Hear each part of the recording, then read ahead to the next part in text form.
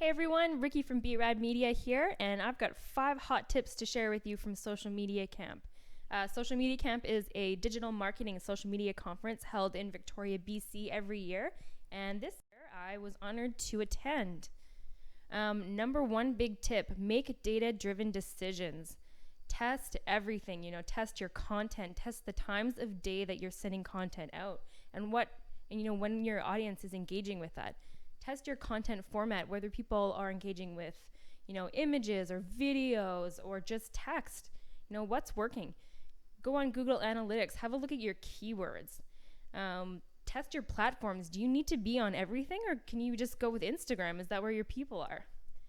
Please try to make time for analytics. I know it sucks, it's not super fun, but it is so beneficial to you.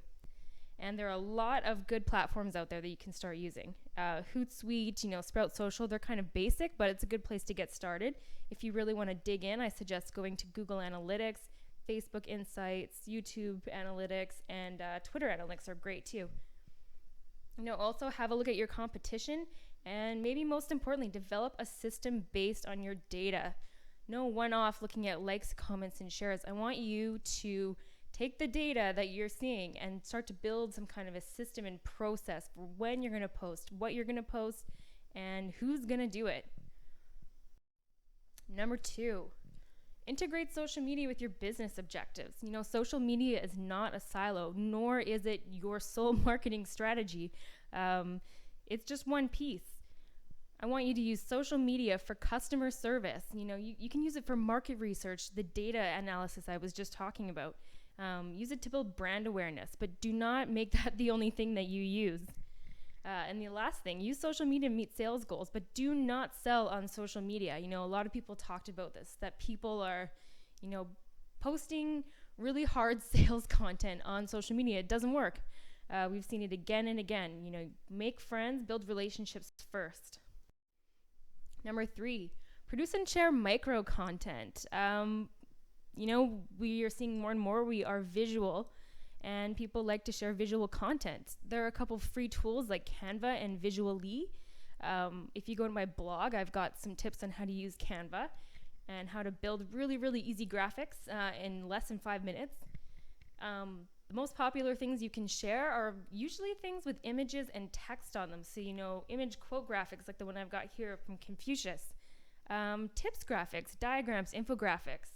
Things like that.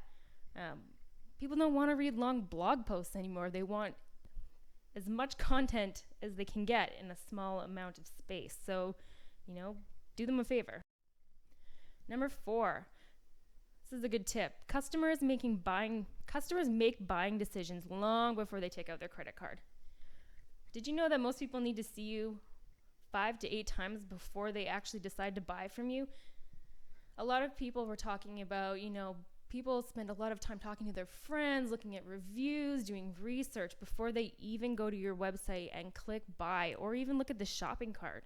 You need to think about that and start to engage with people way before they think about buying. So think about that when you're starting to build your content strategies. And number 5, it's not all about you. It's really not. It's about your customers, right? I think we forget that a lot of times, unfortunately. A good tip, share others' content 80% of the time on social media and yours 20% of the time. Why? You're making friends on social media. You have to think of social media as like a big party. You don't go there and, give someone a business card before you give them a handshake. So share other people's content, build relationships online.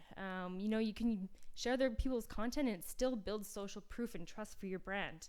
And it also builds relationships with, influencers, bloggers, your audience. So definitely, don't just share your own content. The other thing is, do some really good research. This still goes back to the data-driven decisions, and find out what your customers' pains and questions are. Start to answer them. Use them to develop content. So great.